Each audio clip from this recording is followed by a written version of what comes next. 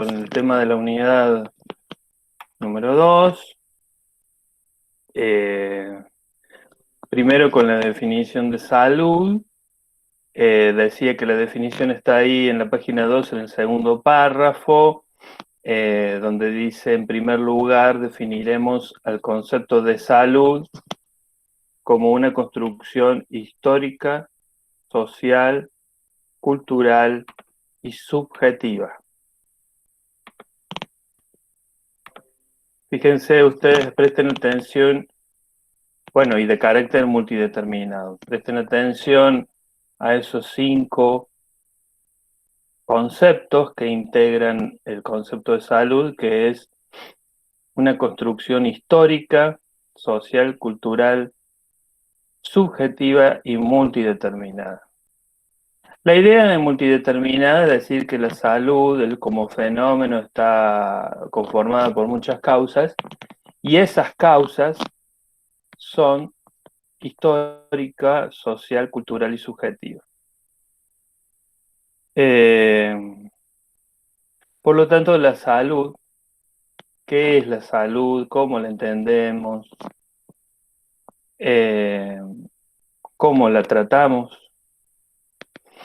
Va variando a lo largo del tiempo y va teniendo distintos significados. No solamente a lo largo del tiempo, sino según qué grupo social se trate. Y también tengamos en cuenta la palabra construcción, porque la palabra construcción quiere decir que la armamos entre todos, digamos, a la salud. La definimos entre todos, entre todos le damos significado y entre todos le damos o intentamos darle una solución. Ahora, entendiendo esto, ¿no? Que la salud es algo muy variable, yéndonos a una revisión histórica, tenemos el cuadrito. El famoso cuadrito ese que yo les había dicho que leyeran para la próxima clase, que sería esta, ¿no? Ya me gustaría darlo vuelta a este cuadrito, pero no sé cómo se podría hacer. Rotar vista hacia la derecha. A ver, bien. A ver si lo puedo agrandar un poquito. No sé cómo lo verán ustedes, pero yo lo veo medio chico. Sí, se ve chiquitito. Vamos a hacer un poquito más. Creo que eso es todo lo que lo puedo agrandar. Como les había dicho, este cuadro tiene un error, que es en la última columna, donde dice siglo XIX, debe decir siglo XXI, el siglo actual. Bueno, me gustaría que me comentaran ustedes, como para no leer todo el cuadro, ¿no? ¿Qué pudieron destacar o rescatar de este cuadro, de las distintas épocas donde se muestra el concepto de salud?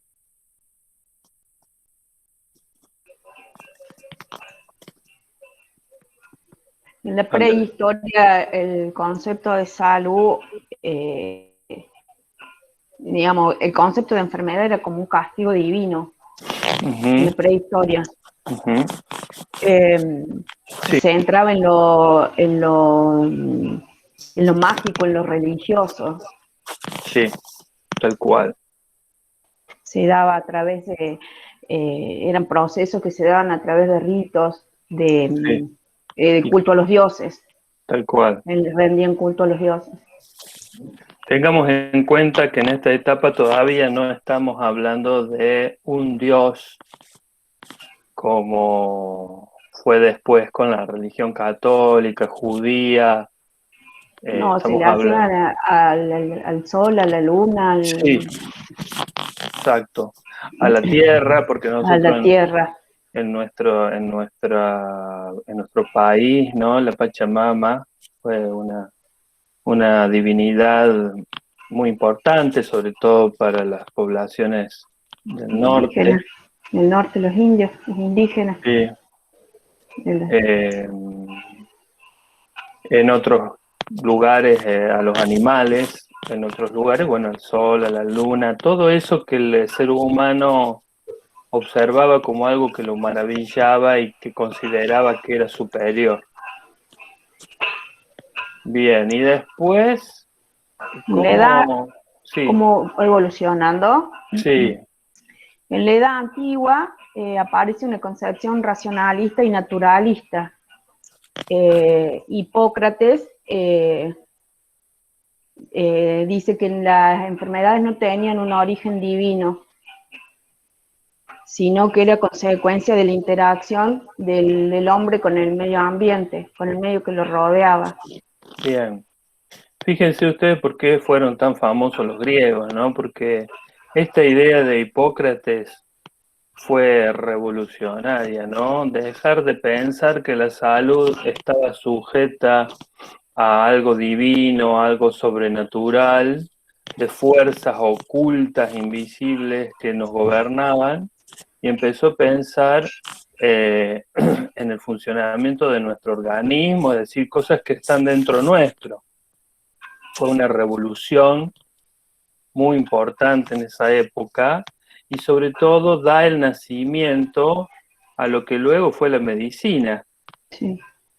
Porque antes la salud era tratada por magos, bueno, brujos, chamanes, toda esa serie de personajes que hoy podríamos decir que están representados, digamos, por los curanderos, por, bueno, personas que de algún otro modo se adjudican o les adjudicamos un poder divino, ¿no? Un don. Un don, exactamente, un don que es como un regalo de Dios, ¿no? En este caso Dios católico, pero capaz que incluso hasta fuera de lo católico, porque muchas de estas prácticas prehistóricas no son muy aprobadas por la Iglesia.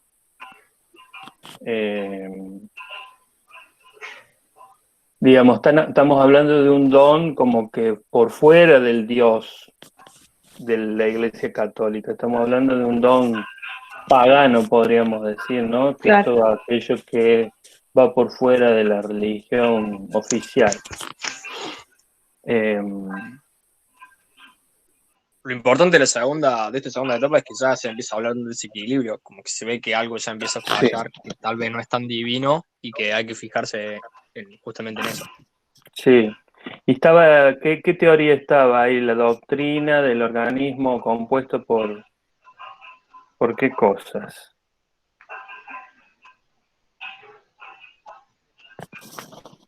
No sé si lo ven ahí en pantalla. En la segunda hoja, porque yo estoy subiendo y bajando, no sé si lo ven ustedes. Desarrolla la doctrina que es el organismo que está compuesto por proporciones variables de 4 humores: la sangre, la bilis amarilla, bilis negra y flema. Exactamente. Es decir, él pensaba, hoy hablando de Hipócrates, ¿no es cierto? Sí. Él pensaba que la salud era el equilibrio de estos 4 humores o fluidos, ¿no? Que él, estudiando el cuerpo humano, detectó que existían estos fluidos. Y el desequilibrio era la enfermedad. La enfermedad. Había distintos tipos de desequilibrios que determinaban distintos tipos de enfermedades. Pero fíjense ustedes a lo que lleva esto, ¿no? Cómo se empezó a trabajar la salud, ¿no? Desde lo preventivo, desde la higiene personal, desde el cuidado de la alimentación, desde la higiene ambiental. Fíjense ustedes que esta fue la época donde se empezaron a construir los baños públicos, es decir, que la gente tuviera dónde acceder para hacer sus necesidades, porque antes de esta época cualquiera hacía cualquier necesidad en cualquier lado. se empieza a organizar la higiene de la sociedad. Sería como esta época de la edad antigua, como sería la base que tenemos como para tomar de lo que empieza a ser el concepto salud. Sí, de salud. Y enfermedad. Salud, enfermedad, la base, y de salud pública también. De salud pública, sí. En todo esto que se hace, ¿no? Para llevar salud a la gente, que no solamente tiene que ver con el organismo, sino tiene que ver con hábitos tendientes a prevenir. Fíjense ustedes, aparece acá en la antigüedad la idea de prevención, ¿no? De mantener estos fluidos equilibrados. Lo que tiene esta época es que todavía no se sabía muy bien, digamos, por qué había que mantener la higiene o por qué había que tener ciertos cuidados. Pero, digamos, no sé, no había una explicación de cómo es que una cosa afectaba a la otra, es decir, cómo la alimentación afecta a la salud, no se conocía todavía. Bueno, el tema de los nutrientes. ¿Cómo? Que no había una ciencia que investigara el porqué de las cosas. Claro, es decir, digamos, eran estudios así medio al tanteo, es decir, como decir, bueno, si yo dejo de comer tal cosa me pongo flaco, ¿no? Bueno, y de la creencia griega. Claro, digamos, ellos veían que una cosa estaba relacionada con la otra, pero no estaban todavía todos estos conocimientos de que, claro, porque los alimentos tienen distintos componentes, entre ellos carbohidratos, grasas, azúcares, ¿no? Porque hizo falta después mucho tiempo para que viniera el microscopio, para poder observar las partículas y, bueno, todos esos componentes invisibles al ojo humano que componen las cosas, para luego también ver cómo funciona un organismo vivo, porque ellos tenían solamente acceso a los organismos muertos. ¿Se entiende? Sí. Digamos, era una época bastante precaria en cuanto a capacidad de explicar los fenómenos de la salud, pero ya le podemos agradecer, digamos, a estos avances de griegos, sobre todo griegos, porque los romanos se dedicaron mucho a la guerra, pero también hicieron sus aportes, donde ellos empiezan a, primero, como dijo Andrea, la cuestión del naturalismo, es decir, y el racionalismo, digamos. ¿Qué quiere decir esto? Naturalismo, es decir, van a pensar en la naturaleza humana, en su dimensión biológica, y van a pensar, eso es el racionalismo, van a pensar, no se van a dejar asustar por un trueno, por un supuesto Dios. Van a pensar y van a tratar de sacar sus propias conclusiones, y ahí lo sobrenatural empieza a caer como algo predominante en la salud. Bueno, y después pasamos a la Edad Media. Fíjense ustedes qué curioso lo que pasa en la Edad Media. ¿Qué pasa ahí?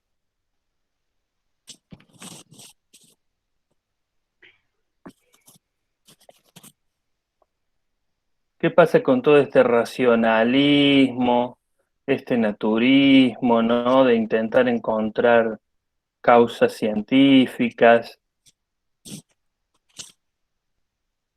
¿Por qué la Edad Media los historiadores le llaman la Edad Oscura? Pero como va, por lo menos lo que yo interprete del cuadro es como que hacen un retroceso en lo que Sí. se pensó en la edad antigua, lo que pensaban los griegos. En la razón. Claro. Para adquirir poder de quien te está diciendo las cosas o quien está mandando en ese momento. Tal cual. Sí, es realmente un retroceso que se hace en la Edad Media. Pero es muy de nosotros ir y venir sí. Todo el tiempo. Así. Sí, tal cual. En todos los aspectos de la vida. Uh-huh. Sí, fíjense ustedes que acá, digamos, ya no es lo sobrenatural, acá es la fe de la Iglesia, ¿no? De la fe basada en la doctrina de la Iglesia y la persecución teológica, ¿no? Sí. Entonces, digamos, los intelectuales de la época tenían que someterse a la autoridad de la Iglesia y de lo que la Biblia decía sobre la salud y la enfermedad. Acá lo que no hay en el cuadro es toda la parte oscura de la iglesia, o sea, no habla de eso. Sobre cómo dominó la iglesia, cómo llegó a dominar. Sí. Que no le importó ni la salud. Sí, lo que pasa es que, digamos, fue una época también oscura de la iglesia y de los gobernantes que eran representantes de la iglesia. Los gobernantes de esa época eran representantes de la iglesia, que eran los monarcas. Digamos, y el nivel de autoritarismo que reinó en esa época fue muy, muy profundo. Y todo lo que intentó avanzar a nivel científico fue anulado, fue condenado y fue castigado. Obviamente con tratos crueles y tratos inhumanos como castigos, ¿no? Pero bueno, fíjense ustedes, en esta época dice que lo más importante era salvar el alma. El alma, sí. Porque se entendía que la salud estaba sujeta a la pureza del alma. Entonces, una buena salud era para alguien que tenía un alma pura, es decir, libre de pecados. Y entonces, digamos, quien enfermaba, pues había cometido actos impuros. Y la curación o la sanación tenía que ver con pagar por esos actos impuros, ¿no? No sé si han leído la Biblia o películas o documentales de esa época, digamos, era muy usado el sacrificio, es decir, para que mi hijo se cure, qué sé yo, de una enfermedad, se sacrificaba una vida, ¿no? Está basada en dos propuestas distintas, en lo bueno y en lo malo, en lo divino y en lo maligno. Exactamente. ¿Cómo decías, Sergio?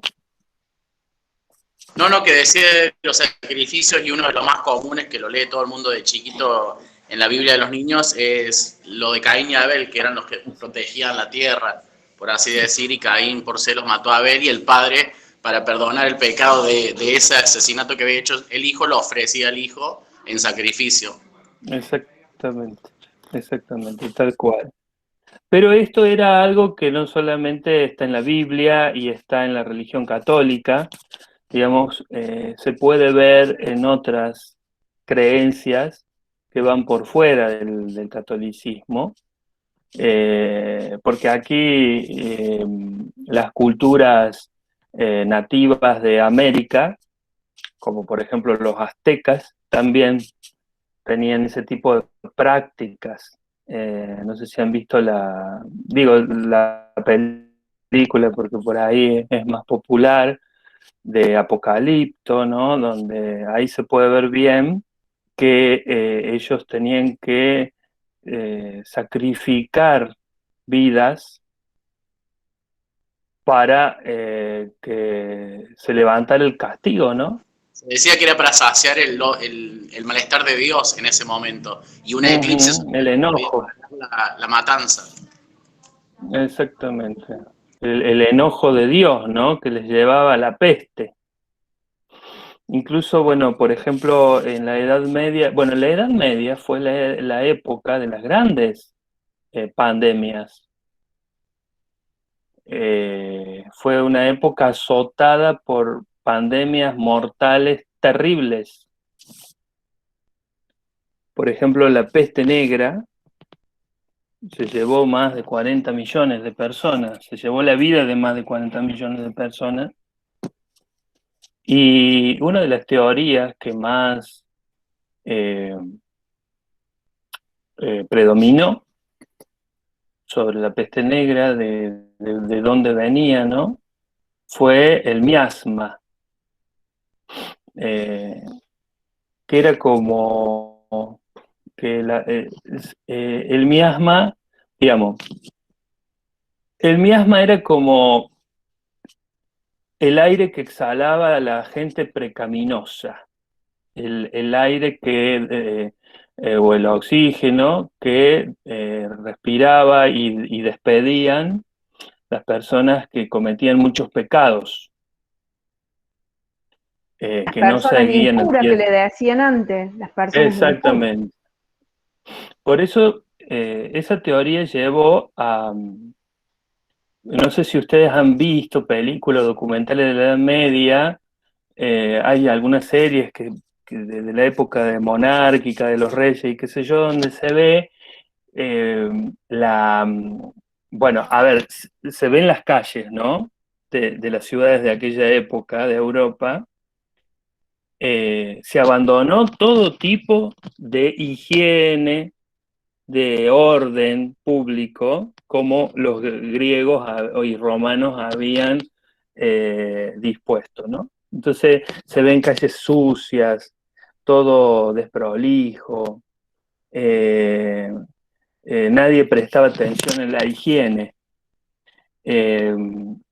La teoría del miasma, como pensaban que la peste negra se transmitía desde las personas impuras por el aire, entonces es una época donde prendían fuego, fuego y fuego, en todos lados era prender fuego, porque consideraban que el humo purificaba ese miasma, ¿no? O lo neutralizaba. Entonces son calles llenas de humo, así como una neblina densa, ¿no? Donde la gente circulaba para no contagiarse.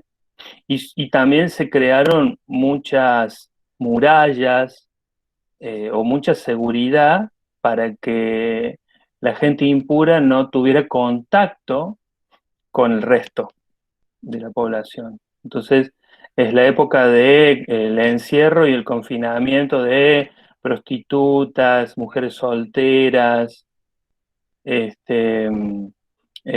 hijos bastardos, es decir, que nacieron fuera de un matrimonio legal. Bueno, toda esa gente que no era pura, no era digna de la bendición de la iglesia, era encerrada porque en ellos se adjudicaba el origen de la enfermedad.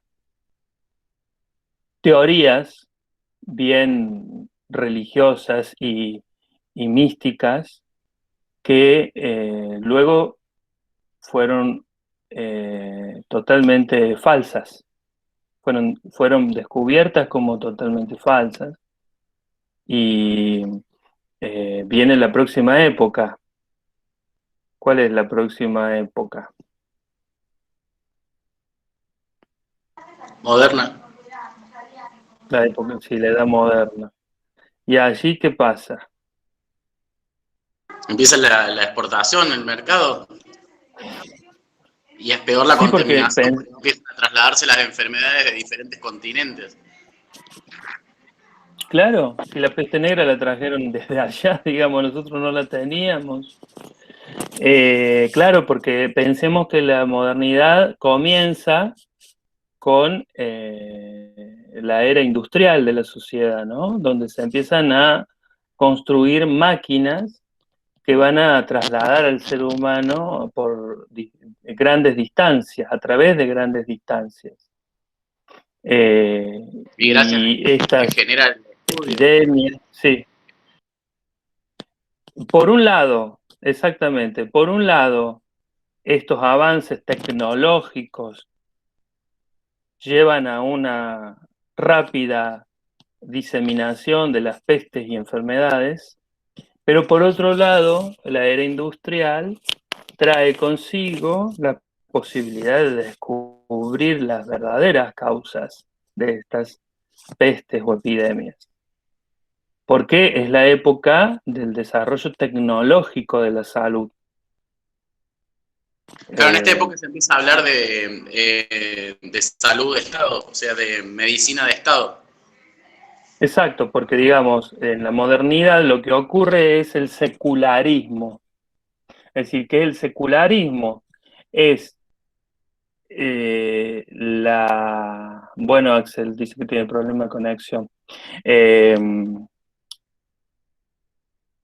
Se le quita poder a la iglesia, ese poder de gobernar y someter, y se crean los estados, que son gobiernos elegidos y administrados por los hombres comunes, digamos. Eso es lo que se logra con la Revolución Francesa, cuando en Francia comienza la revolución de los ciudadanos contra el régimen de la iglesia y de los monarcas. Caen un montón de reinos y los que todavía están pierden su poder de... No le queda otra, digamos, a los reyes que ceder poder para no desaparecer. Quienes lo interpretaron así.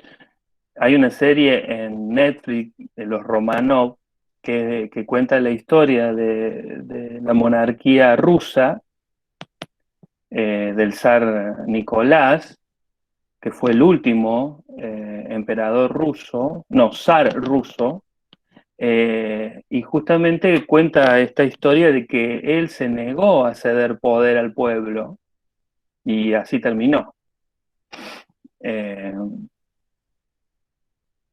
Vino la revolución bolchevique, ¿no? Con Trotsky, Lenin bueno, y los mataron a todos, digamos.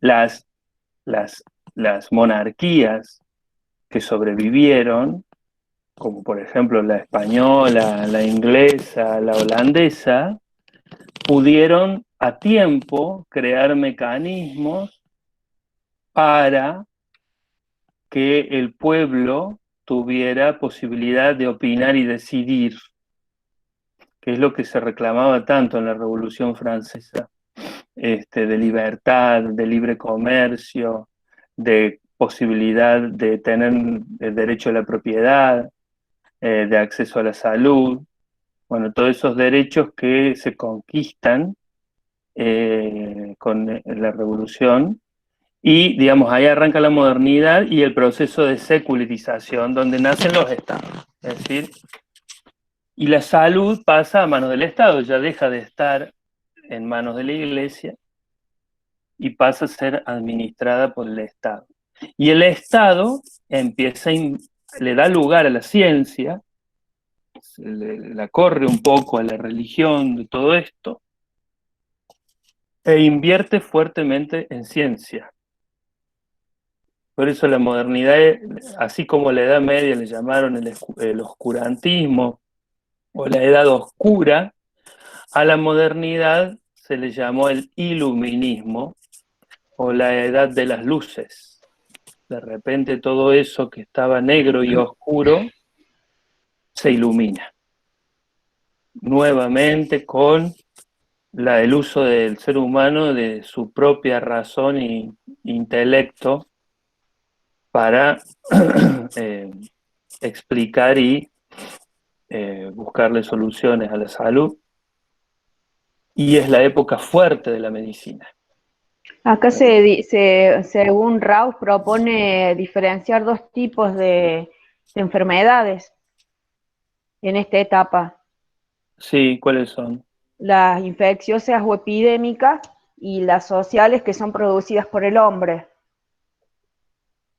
Fíjate que acá, justamente eso que vos decís, sienta las bases, una nueva, digamos, fíjense ustedes cómo allá en la antigüedad se sentaron las bases de la salud pública, ¿no? Y de la salud biologicista, digamos, es decir, mirar el cuerpo humano. Y acá se sientan, bueno, y de la prevención también en la edad antigua. Y acá en la modernidad se sientan las bases de la salud comunitaria. Porque,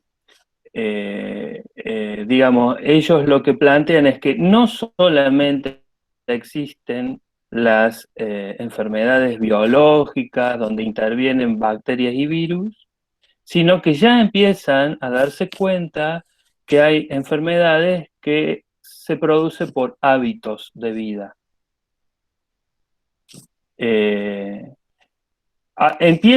Justo es esa época donde empiezan a plantearse estas dos líneas que hasta el día de hoy seguimos debatiendo, ¿no? En salud. Lo biológico y lo social, ¿no? Pero indudablemente en esta época, fuertemente predomina, esta opinión y esta mirada a lo social es muy incipiente todavía, porque lo que se disparó y se produjo fuertemente fue un boom de todo esto, de la medicina y de la salud biológica. Fíjense que se hicieron grandes descubrimientos en esta época, se descubrió el microscopio, las bacterias, los virus, se descubrieron las vacunas, en la época de grandes descubrimientos que han salvado a la humanidad de nuevas pestes o de nuevas enfermedades de transmisión biológica.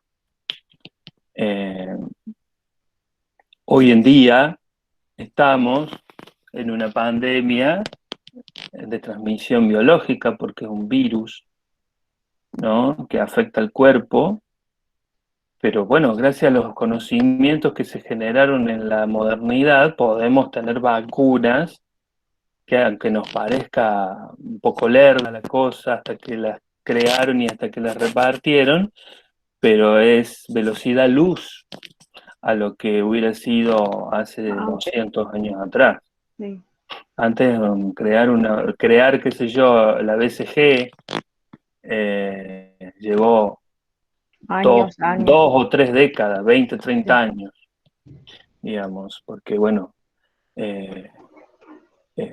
fueron la época de los grandes premios Nobel de la medicina, ¿no?, donde fueron descubriendo cosas claves del funcionamiento del organismo humano y curas a muchas enfermedades que hasta ese momento eran incurables.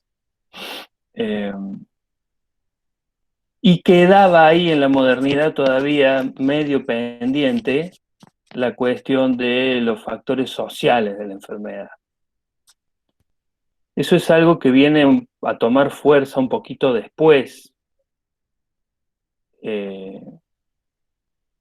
Bueno, perdón, me estoy adelantando porque, digamos, después de la modernidad viene el siglo XIX, que es el inicio, ¿no?, de la edad contemporánea, donde todavía tiene una gran fuerza el positivismo y el modelo biomédico.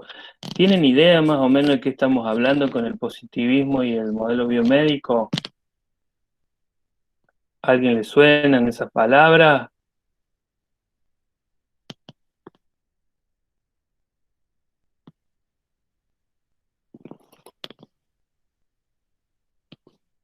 ¿Sí o no?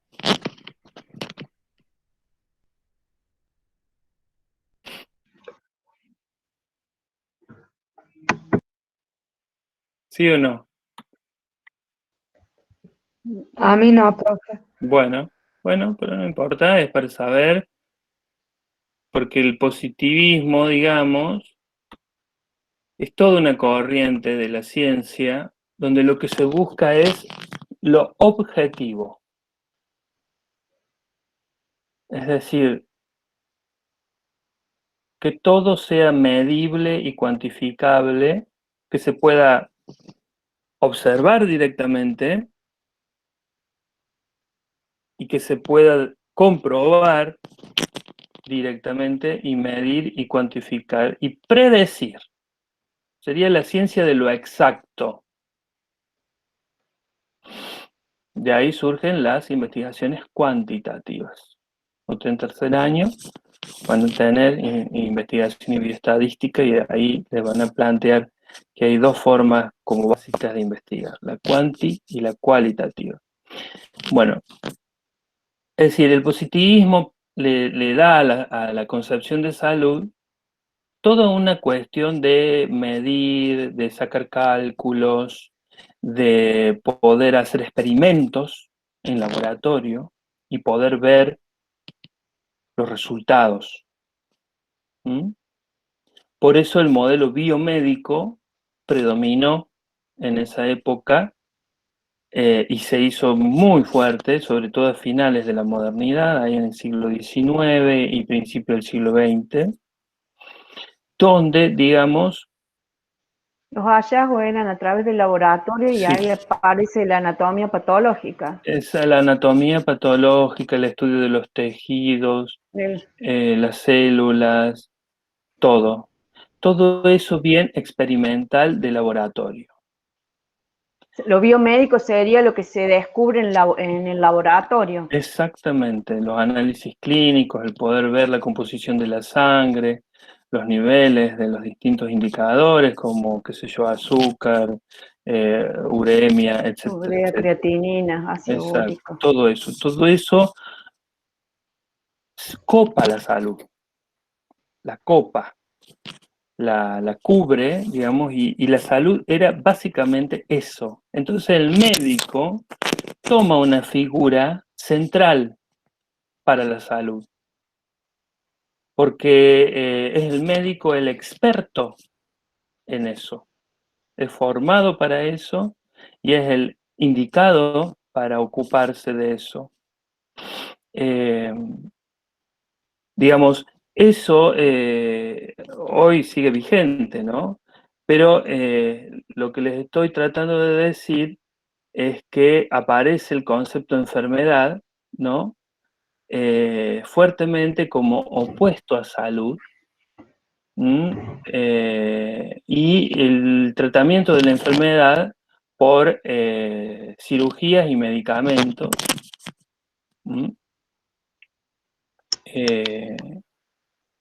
Y plantean el objetivismo científico, es decir, una enfermedad, dentro de este paradigma, ¿no es cierto?, del paradigma positivista biomédico, una enfermedad es la misma en la China que en el Congo. Una enfermedad es idéntica en cualquier lugar y en cualquier contexto. ¿Por qué? Porque el cuerpo humano, biológicamente, es el mismo y sus componentes son los mismos y el procedimiento para curar es el mismo. ¿Se entiende?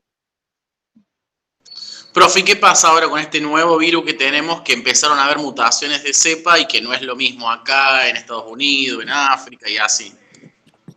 Claro, digamos, ahí viene la concepción que viene después, digamos, de cómo en realidad la salud no es solamente eso tan objetivo y tan estandarizado y tan mecánico. Viene el modelo... O sea, ese sería el error de ese siglo. Claro. De pensar que en todos lados es igual. Exactamente, exactamente, y que en todos lados la enfermedad... No pensaron en cómo iba a influir en personas con ya enfermedades crónicas. Exactamente. Digamos, la salud y la enfermedad se transformaron en cuerpos, no en personas. Eran cuerpos, eran organismos. Eso generó todo un paradigma en salud que hasta el día de hoy sigue siendo muy fuerte. Digamos, un modelo de relación médico-paciente. Bueno, la palabra paciente viene de esa época. viene de la época donde el paciente debe ser paciente justamente porque el médico es el don y señor de la salud y de tu vida y de tu destino. Entonces, bueno, digamos, ahí, fíjense, pasamos del sometimiento de la Iglesia en la Edad Media al sometimiento del modelo biomédico. Digamos, era más o menos como la deidad moderna del médico, porque nos debíamos a ellos. Pero se establecía un vínculo donde la autoridad estaba muy bien marcada, donde el médico era un superior tuyo como paciente. Era muy autoritario todo el médico en ese momento, en esta etapa. Era muy autoritario, el paciente no participaba en nada. No participaba en nada. Como ahora que preguntan qué le están administrando, qué es lo que tiene, que quieren saber. Antes no se informaba. No se informaba, no.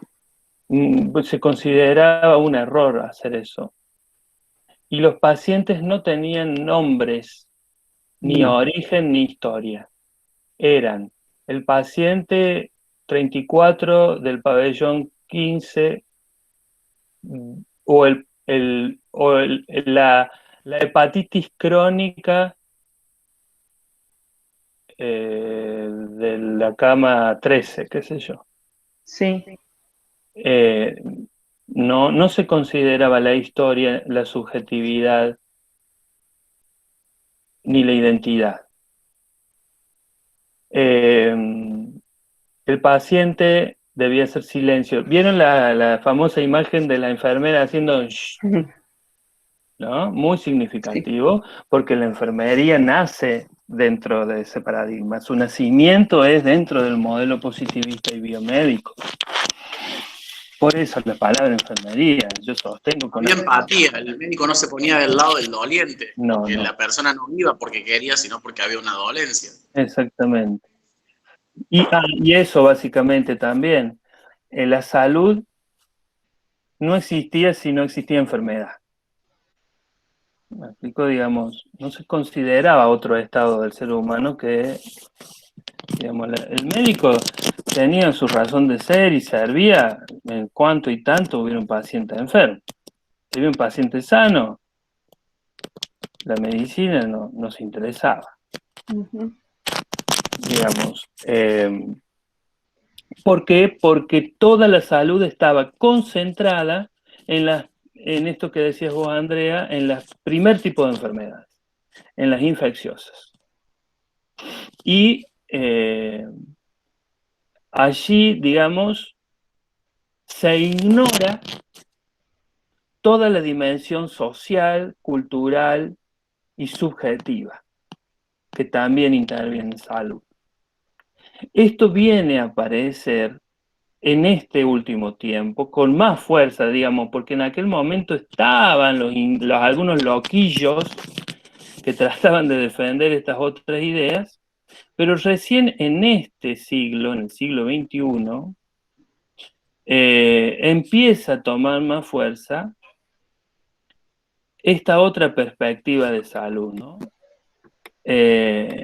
Donde aparecen con más notoriedad estos otros tipos de preocupación por las enfermedades no transmisibles, por las enfermedades asociadas, es decir, fíjense cómo volvemos de alguna manera a la antigüedad, por las asociadas a las condiciones de vida, a la desigualdad, a la falta de acceso a bienes y servicios, a las condiciones de trabajo, y a todos esos factores que no son biológicos y que también inciden fuertemente en la salud o enfermedad. Y se trata de lograr una mirada más compleja de la salud, como la definición que yo al principio les daba en la página 12, les leía de la página 12, donde habla de un fenómeno multideterminado, donde es tan importante lo biológico como lo histórico, lo social, lo cultural, Ambiental. lo ambiental y sobre todo lo subjetivo. ¿Qué les hace pensar esa palabra subjetivo? ¿Qué tiene que ver lo subjetivo en salud? Que no todos nos encontramos de las mismas condiciones en salud. Entonces es subjetivo a cada persona. Porque subjetivo es lo opuesto a objetivo, que es el positivismo de la edad moderna, que planteaba el objetivismo, que la salud debería ser objetiva, 100% objetiva. Acá lo que se empieza a considerar es el componente subjetivo de la salud, es decir, cómo cada uno la siente y la vive a la salud. Claro que no todos lo vamos a sentir, a pensar, a transitar de la misma manera cuando nos enfermamos. Exactamente. Exactamente, empiezan todos estos estudios de estos fenómenos, ¿no? Es decir, ¿cuánto incide las ganas de vivir en una persona con cáncer terminal? ¿Mm? ¿O solamente es un fenómeno biológico esto? ¿Mm? No. ¿Cuánto incide el estado de ánimo de una persona en sus posibilidades de contagiarse de un resfrío? Digamos. Bueno, de hecho, con la pandemia que estamos atravesando, se hace mucho hincapié en el estado de ánimo cuando la persona se enferma de COVID, cómo va a sobrellevar los días de aislamiento y del proceso de la enfermedad. Claro, porque toda esta corriente subjetiva de la salud ha ido demostrando que el estado de ánimo, por ejemplo, que es algo bien subjetivo, propio de Sí. cada persona en particular, incide en nuestro sistema defensivo, inmunológico. Sí. Incide directamente. Y eso le da mayor o menor posibilidad a las enfermedades infecciosas de avanzar. Digamos, eso es propio de lo que siente cada uno, igual que otras investigaciones donde plantean que, los umbrales del dolor, No, ¿no? Donde se empezó a descubrir que en realidad el dolor tiene un componente subjetivo. Y lo que para uno es lo más terrible, el pinchazo de una aguja subcutánea, para otro la amputación de un brazo, digamos. No todo es objetivo, ese es el planteo, ¿no? De este nuevo paradigma.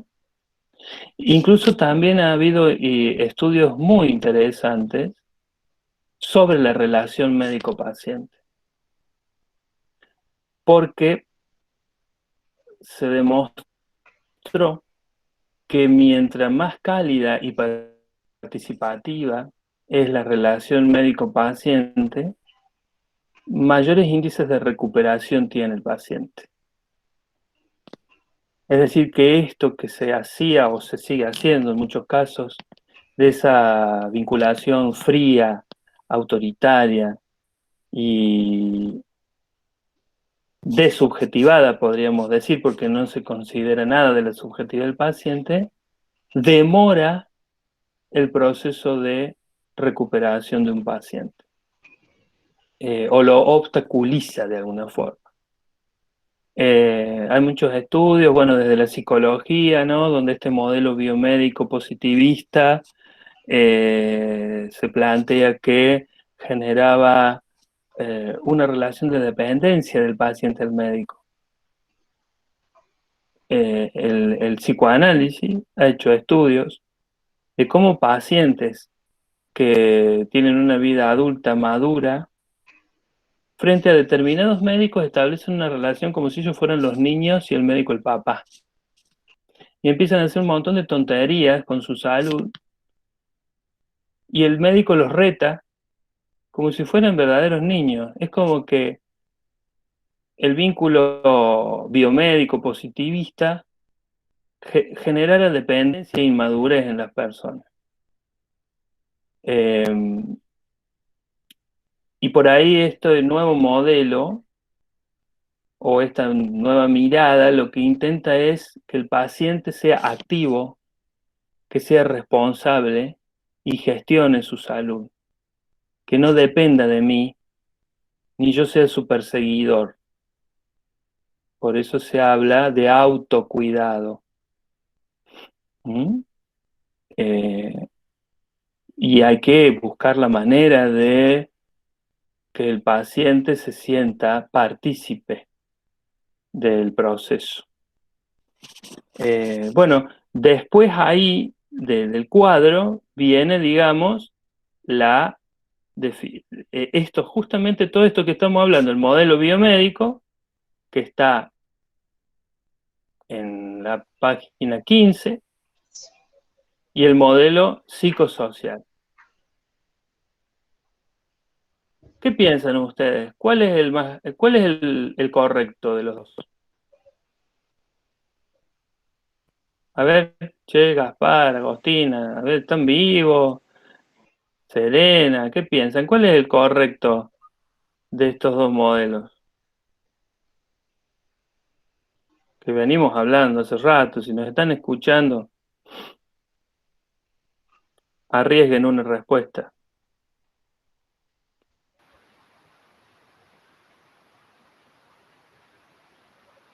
Lía.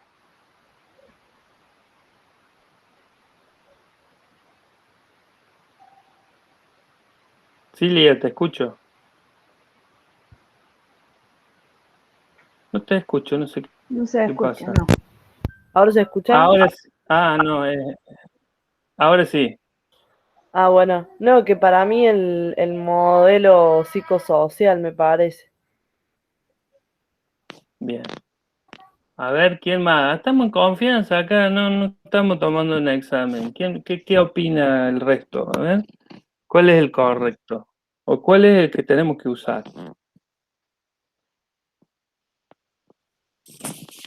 Yo también me inclino por el segundo modelo psicosocial, porque el biomédico solamente trata las enfermedades infecciosas, las del laboratorio, y me parece que el modelo psicosocial es más amplio y abarca más, digamos, más objeto de estudio en la salud, en el concepto salud-enfermedad. Claro, sí. Pero podemos... Para mí no hay un solo modelo. Ahí está. Para mí tiene de los dos. Sí, puede ser, De los sí, dos, también. porque si vos tenés una enfermedad crónica, va a ser un hallazgo de un laboratorio y sobre esa enfermedad van a trabajarte tanto emocionalmente como médicamente con medicamentos. O sea que los dos modelos tienen que tener vigencia hasta el día de hoy. Lo más difícil de esta vida, lograr un término medio, ¿no? Siempre el ser humano estamos ahí entre un extremo y el otro, ¿no? Sí, posiblemente no haya ninguno más correcto que el otro, digamos. Creo que todo es objetivo y también subjetivo. Todo es infeccioso, pero también social. Creo que en realidad el ser humano es la expresión de todos esos aspectos que por momentos parecieran contradictorios, pero no lo son, digamos. Creo que ha habido en todo esto mucha lucha de poder por creer quién tiene la razón. Y por ahí me parece que lo que más conviene o convendría es que le dejemos de pelearnos por los modelos y entendamos que no hay dos modelos. Hay uno solo, que todos tienen razón. Pero el biomédico tiene que ceder y reconocer que el otro es tan importante como él. Bueno. Y el psicosocial también tiene que ceder y reconocer que el biomédico también bien es importante, porque los psicosociales, ojo, no son los buenos de la película, Por ahí los psicosociales también se paran en el extremo de decir toda enfermedad es emocional. ¿No lo escucharon Ivana Nadal, esta modelo, hablando en Instagram? ¿Alguien la conoce? Sí, bueno, ahora hay una tendencia también, no sé si la conoce, la bioterapia, que dice que las enfermedades son todas emocionales, por eso nos enfermamos, por eso enfermamos nuestro cuerpo, sobre todo las enfermedades autoinmunes que vienen de, bueno, de cosas pasadas que uno no ha resuelto. Y bueno, no sé si está bien o está mal, pero me parece que como dice el modelo biomédico y como estaba diciendo Sergio recién, si nos enfermamos es porque hay alguna causa, tiene que haber una causa patológica, y no digo que no sea psicológica también o social, pero bueno, este modelo de bioterapia trata de eso, que nos enfermamos porque hay algo psicológico, social, claro, que nos enferma, que enferma nuestro cuerpo.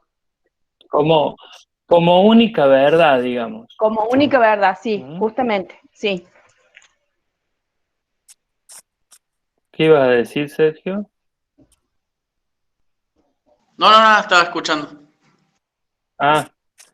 No, yo la nombré Ivana Nadal porque ella sostiene que bueno, no ella porque, no sé, un poco famosa, sale en televisión, pero mucha gente sostiene esta única verdad de que el coronavirus te va a contagiar si vos pensás negativo, si pensás desde el miedo, si vivís desde el miedo, si crees en el coronavirus. Si no crees, no te vas a enfermar, digamos.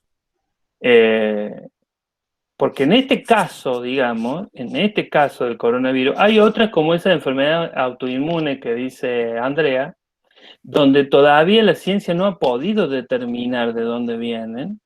Entonces hay especulaciones, digamos, por el momento.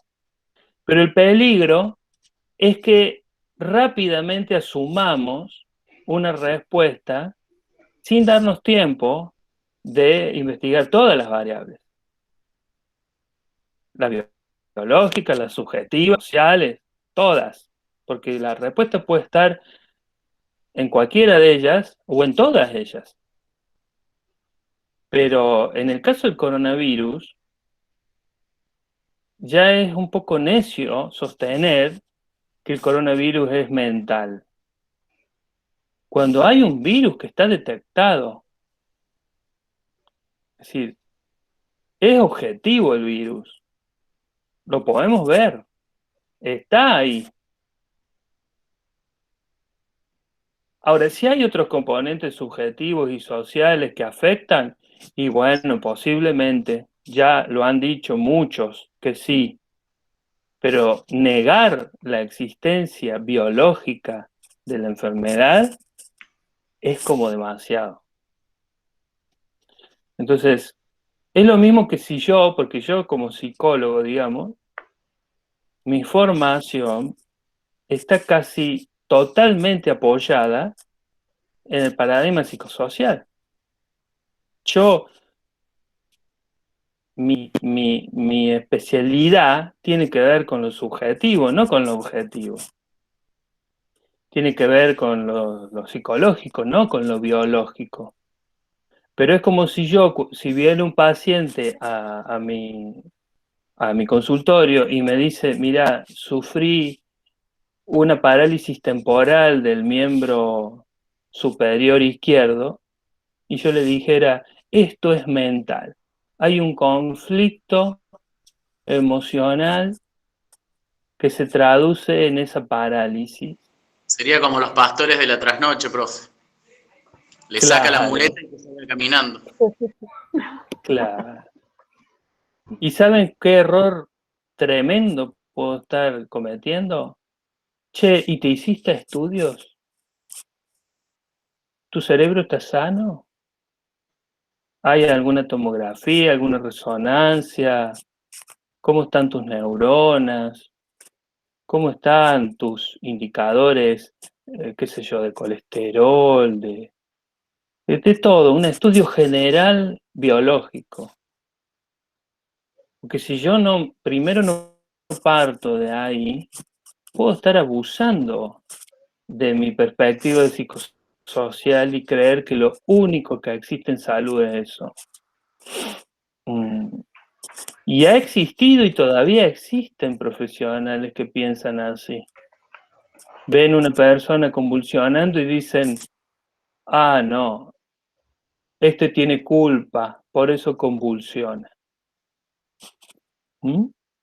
Digamos, porque esto no le podemos echar toda la culpa a la Edad Media y al oscurantismo de querer imponer una verdad. Esto es algo muy humano, de querer imponer una verdad. Lo más difícil, pero lo mejor, es poder tener una mirada compleja de la salud y no negar lo que uno no sabe, no conoce o no maneja. Entonces, posiblemente ambos modelos sean necesarios y sean igualmente verdaderos. Y tener mucho cuidado, ¿no?, con adherir rápidamente a teorías que por ahí uno no conoce muy bien o no están todavía muy comprobadas.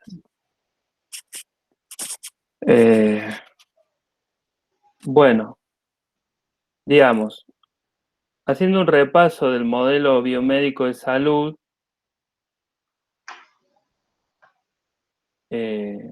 bueno, ahí vuelve a decir todo lo que decíamos, que surge del paradigma positivista del siglo XIX, considera que la salud es puramente algo individual, es decir, cero social. Su perspectiva de análisis es separar el cuerpo de la mente, es una división. El cuerpo es una cosa, la mente es la otra. No hay relación entre ambos. Aplicaron el método científico de la biología y las ciencias naturales con ese diseño experimental de laboratorio que se aplica en las instituciones hospitalarias.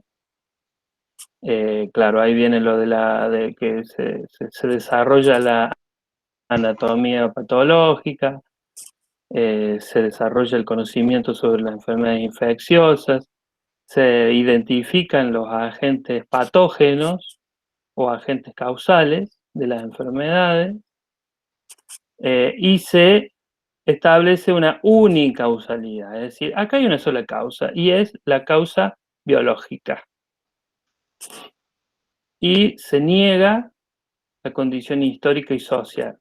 Es decir, el individuo es un ser ahistórico, es decir, A de no, y asocial.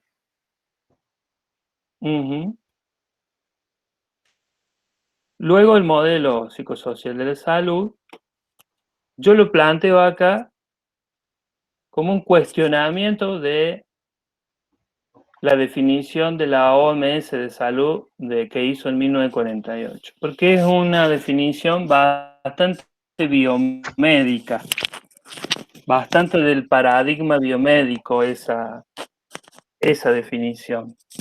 ¿Por qué? Primero, completo bienestar. Ya la palabra completo parece demasiado exagerada. Sobre todo si lo miramos desde el modelo psicosocial, la palabra completo, es decir, que una persona pueda llegar a estar 100% sana. Profe, y nosotros que lo aprendimos así desde el año pasado, ahí deberíamos decir que es un estado de subjetividad. Exacto. Y ¿sabes qué? También vamos a cambiar la palabra estado también. Entonces es un ¿Por estado qué de otra palabra? subjetividad físico, mental y social. Listo. No es un estado, ¿qué es? ¿Es un proceso subjetivo? Es un proceso. Es un proceso, exactamente. Es un proceso físico, subjetivo y también social. Es decir, físico porque está mi cuerpo, mi máquina, digamos. Subjetivo porque tiene que ver con mi mundo interno, eso que me hace único y diferente al resto. Y social, porque también depende de cómo me influyen los que están a mi alrededor. Cómo me influye todo lo que está a mi alrededor, no solamente las personas, sino el ambiente, el sistema económico, político. Entonces es un proceso, porque no es un estado. No es que uno llega a un lugar y ahí está, digamos. Es un proceso porque uno está todo el tiempo yendo y viniendo. Está todo el tiempo, la salud es una cosa móvil, es una cosa muy variable, es algo dinámico, ¿no? Que se mueve. El estado da la idea de algo estático, ¿no? De algo que se queda ahí y no se mueve.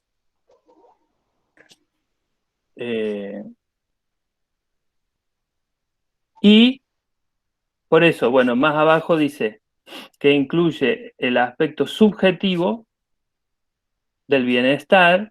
¿Qué es el bienestar? Si yo le preguntara, digo para no perder tanto tiempo, porque lo podré preguntar, pero si yo le preguntara a cada uno de ustedes qué es el bienestar, ¿ustedes se creen que me van a dar la misma respuesta? No. Cada No, uno porque me es va, subjetivo. claro, cada uno me va a dar una respuesta distinta, en algunos casos parecida, pero no igual. Entonces el bienestar es subjetivo.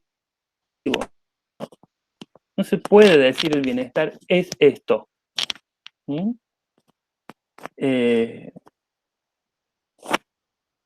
Y considera al ser humano como biopsicosocial. Bueno, ahí después sigue lo que es, ¿por qué no debemos considerarlo un estado sino un proceso? Porque la salud no es algo que se alcanza hoy y para siempre, sino es un continuo cambio, porque los determinantes sociales cambian todo el tiempo, digamos, y ambientales también, y el ser humano está en constante adaptación y transformación en relación a su medio.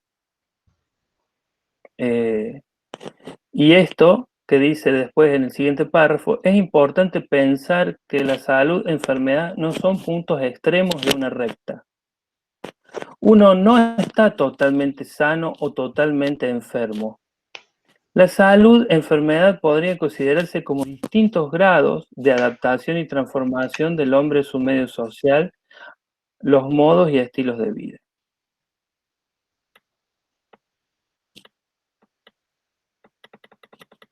Más o menos hasta ahí vamos a llegar. Luego, lo que habría que leer para la próxima clase es el punto 4, que comienza ahí al final de la página 16, que son los determinantes de salud. Ahí vamos a ir a puntualizar con mayor detalle cuáles son los determinantes de la salud, es decir, los factores que la causan, que la potencian o que la afectan. Vamos a ver ahí ese cuadrito, no, es un medio círculo. Es muy usado para poder visualizar lo que es el modelo biopsicosocial de la salud. Es decir, están resumidos en ese gráfico todo lo que afecta o potencia nuestra salud. Generalmente arrancamos desde el centro, es decir, sí, desde el centro hacia afuera. Es decir, que nuestra salud y bienestar individual, que es lo que está en ese óvalo celeste o azul, bien en el centro, abajo, nuestra salud y bienestar va a depender de todo eso que la rodea. De la edad, del sexo. Y herencia.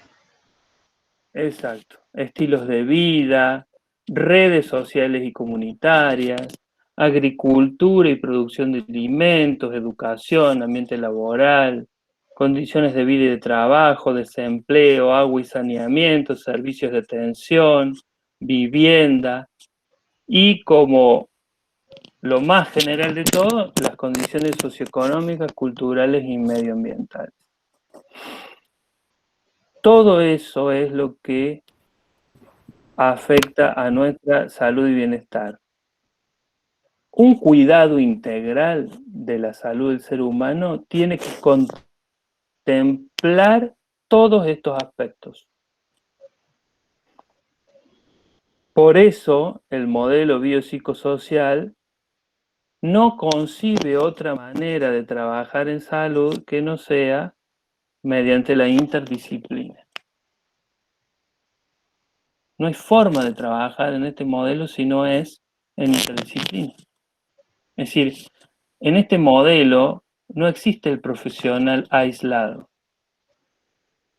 Se trabaja en un equipo de distintas disciplinas, pero ojo, porque a veces se confunde la palabra multidisciplina con interdisciplina.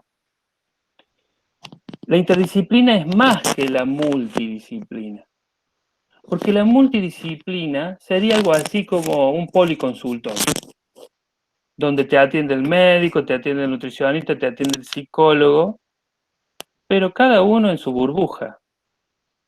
Eso sería la multidisciplina.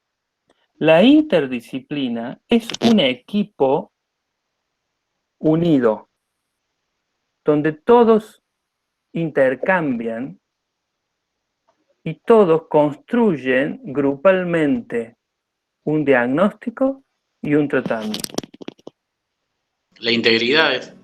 Exactamente. Sí, eso lo vimos el año pasado. Digamos, por eso el trabajo de equipo, las reuniones, el ir pasando la revista de cada paciente, de ir poniendo al día las novedades, donde cada profesional plantee lo que vio, lo que analizó, lo que evaluó, lo que hizo, y donde todos opinen, eso es interdisciplina. No es que te atienda mucha gente, sino que te atiende un equipo. Tan difícil, ¿no?, de lograr, porque la práctica plantea que todavía el modelo biomédico, donde predomina la mirada biologicista y donde el resto tiene que correr un poco atrás de los médicos, es como que sigue pegando fuerte en nuestra práctica. Y acá entra de nuevo los subjetivos, totalmente es eso, es así. ¿Sí, Sergio?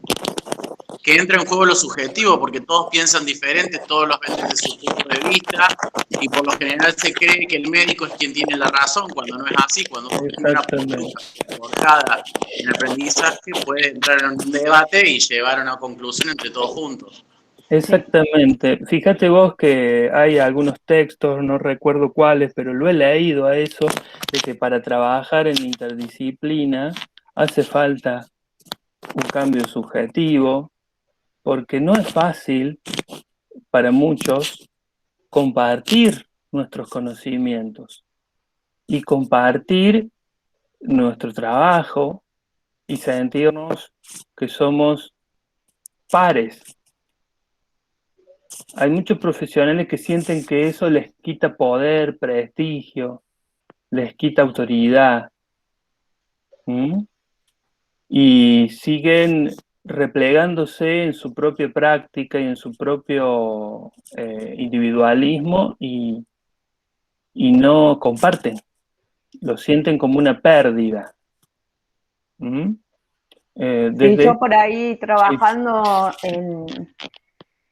se suele sentir lo que hablábamos recién, no es tan así el autoritarismo, pero es como que el médico tiene la razón y se hace lo que dice el médico. Y por ahí uno con fundamentos da la opinión y bueno, no, es lo que hace, lo que te indica el médico y nada más. No es escuchado. No. Y yo, digamos, en esto, desde ya, porque estamos en el momento justo de plantearlo, yo quiero que ustedes que se están formando en esta profesión no naturalicen, no vean como algo normal esta forma de hacer salud, porque por ahí hay viejas tradiciones que sería bueno que ustedes no las hereden de la enfermería, de que usted tiene que hacer lo que el médico le dice, de que usted es gracias al médico y usted tiene que preguntarle al médico si lo puede hacer o no. Digamos, porque si bien es cierto en la práctica, y se lo van a encontrar, pero no lo naturalicen, no lo vean como algo normal o natural, que así debe ser. Igual que hay muchas cosas que desnaturalizar, ¿no? Como por ejemplo, cuando el médico escribe en difícil y nadie la entiende. Parece un código secreto entre él y el farmacéutico, ¿no? El resto no interviene. Eso está hecho a propósito, digamos, porque está hecho para que nadie se meta en un lugar que es privado. Ni el paciente se puede meter en algo que es su propia salud. Fíjense ustedes, qué contradictorio, ¿no? Sí. Ahí Axel plantea que es una falla de comunicación. Para mí no es una falla de comunicación porque todos entendemos. Es un cruce de egos, que el médico se piensa que es superior a todos. Eso es lo que pasa. Sí. A mí, bueno, le pongo el ejemplo, teníamos un paciente internado que es alérgico a la penicilina. Yo le dije, bueno, no sabía el médico, la doctora qué antibiótico ponerle, entonces le digo, mira, generalmente cuando los pacientes son alérgicos a la penicilina se utiliza la frademicina y le explica el por qué y todo. No, me dijo, no lo conozco. Y me cortó ahí y bueno, hizo lo que ella quiso, ¿no? Claro. Pero bueno, yo le di mi fundamento porque lo sabía y porque era así, pero bueno, no me lo tuve en cuenta. No, porque tu opinión no vale, sos del submundo, no, del tercer mundo, sos del subdesarrollo de la salud. Claro.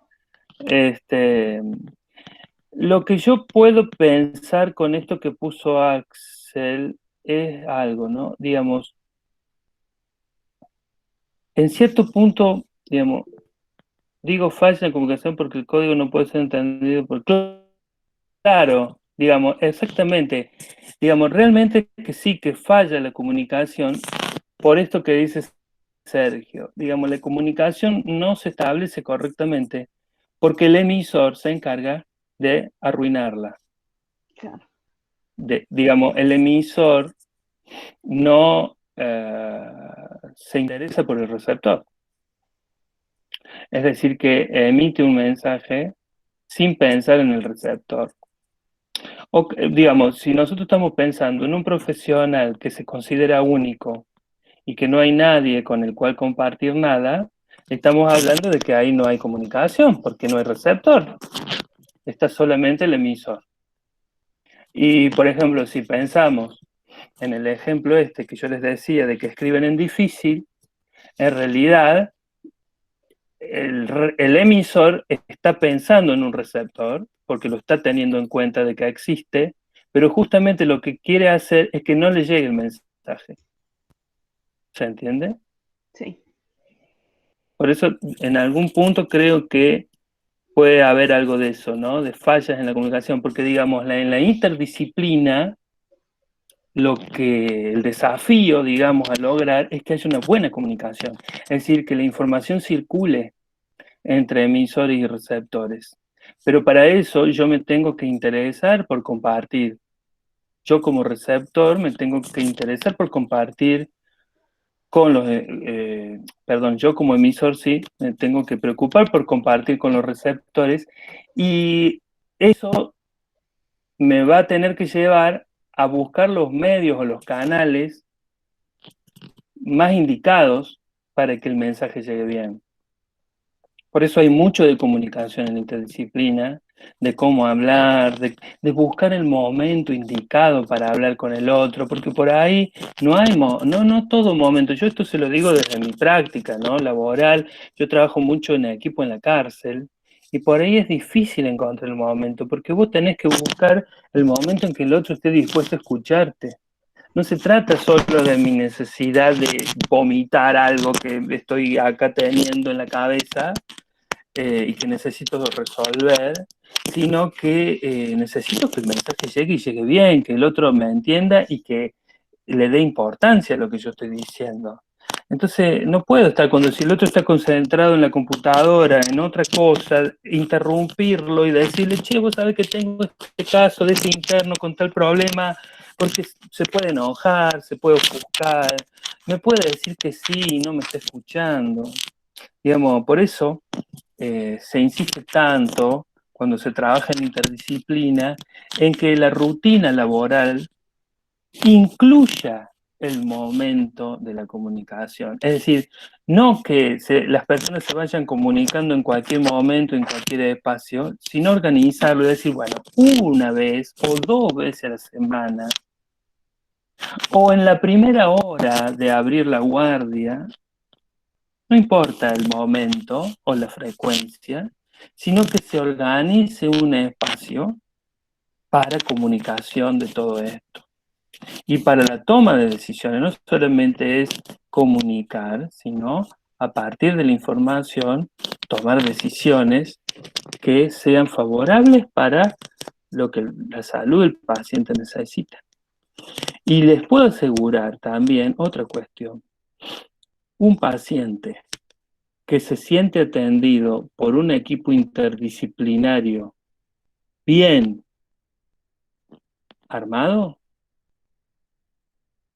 siente mucho mayor bienestar que un paciente que ve profesionales separados, que se contradicen, que no se miran y que no se participan.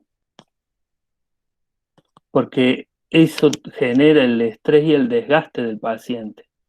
Viene la enfermera, ¿cuántos años tenés? Viene el médico, ¿cuántos años tenés? Viene el nutricionista, ¿cuántos años tenés? Y preguntan lo mismo, y preguntan lo mismo, y el paciente tiene que remontar de nuevo todo el relato de lo que ya dijo 20 veces. ¿Mm? Y hasta a veces el mismo profesional le pregunta lo mismo varias veces. Porque no registra, porque no le importa, digamos. Y digamos, es una falla en el cuidado que yo no me acuerdo el nombre del paciente. Es una falla en el cuidado a su subjetividad. Que yo lo haya atendido una vez y vuelva y no me acuerdo su nombre. Es terrible, digamos. Porque, digamos, capaz que su cuerpo y su infección no le haga nada, pero y el cuidado subjetivo de su bienestar lo estoy afectando. Entonces, digamos, el cuidado integral es todo eso, digamos. Es contemplar todas las dimensiones del paciente y a la vez trabajar de manera integral para que la respuesta sea integral. Bueno, gente. ¿Algún aporte, alguna duda? Ya podemos ir cerrando.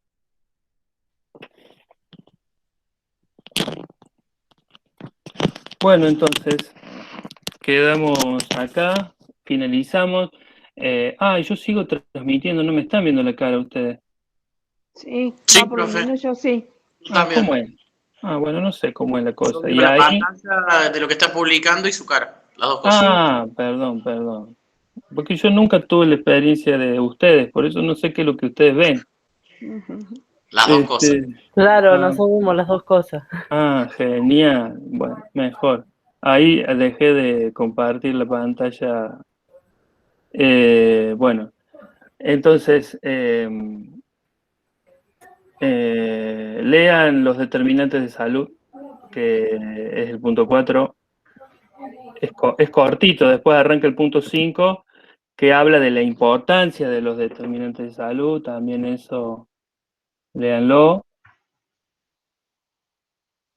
Y bueno, nada más. Después vamos a seguir. Bueno, si pueden leer más, lean más. Yo le marco lo indispensable, ¿no? Porque después sigue enfermería transcultural, pero ya es como que damos un saltito ahí que bueno, si quieren ir leyéndolo como para ver si tienen alguna duda o algo, lo pueden hacer y lo planteamos la próxima clase porque vamos a ver determinantes de salud, la importancia de los determinantes de salud, y ahí arrancamos con enfermería transcultural. Ahí nos metemos bien en lo cultural, digamos, y luego pasamos a los estilos de vida, que es más lo social. Bueno, ¿Estamos? Bueno. Bueno. Nos vemos entonces. Hasta la próxima clase. Hasta la próxima clase. Buen fin de. Buen fin. Nos vemos.